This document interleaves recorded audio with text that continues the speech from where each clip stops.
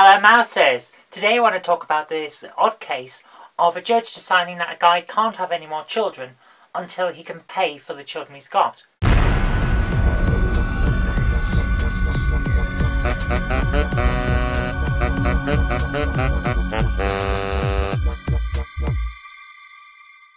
Now, this might not seem too outlandish, really, to common sense people, but the idea behind it is very interesting. It's basically the court ordering that a guy can't have more children.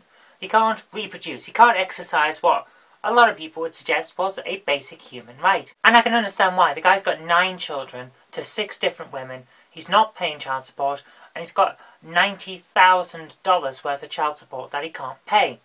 So, naturally, the judges decided that, you know what, enough is enough. I can see exactly why this would have happened. But, and here's the problem, the majority of people would say that reproduction is a basic right. It's something that we're all allowed to do. Not all of us can, but we are allowed if we have the ability.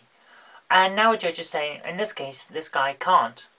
Now, I don't actually have a problem with this, but it seems to have set the internet alight. Basically, people are splitting into 2 camps. The, oh, you can't legislate against basic rights, and, oh, this guy should have kept it in his pants. That seems to be the way it is, and there's no middle ground.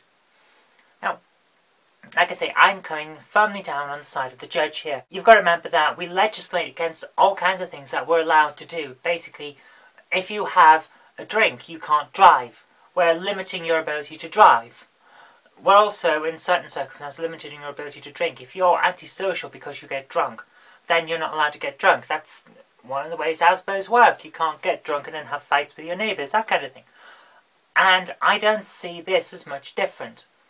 Although, having said that, if a judge is going to do this, then there really should be legislation to back it up. I don't like the idea of judges being able to take away what are basic rights without parliamentary backing, or, in the case of the Americans, Senate backing and things like that. Without legislation there to say, you have the power to remove this person's rights in these circumstances, I don't think rights should be curtailed.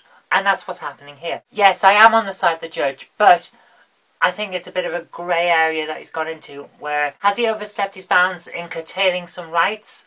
Has he stayed within the spirit of the law, if not necessarily the letter? I just don't know. But it is a very interesting step, because this is the problem with law. I think he's done right. I can't say for certain that he's done right. And I don't like that. Law should be clear. The legislation should be there to say, look, this says you can't do that. That's what I want from the law. I recognise that it's not always possible, and sometimes exceptions have to be made, but was this a step too far? I don't know. But I'm going to say for the moment that I'm with the judge, and we'll see what happens if there's any appeal. Okay, that's all I want to cover today, so thank you very much for watching.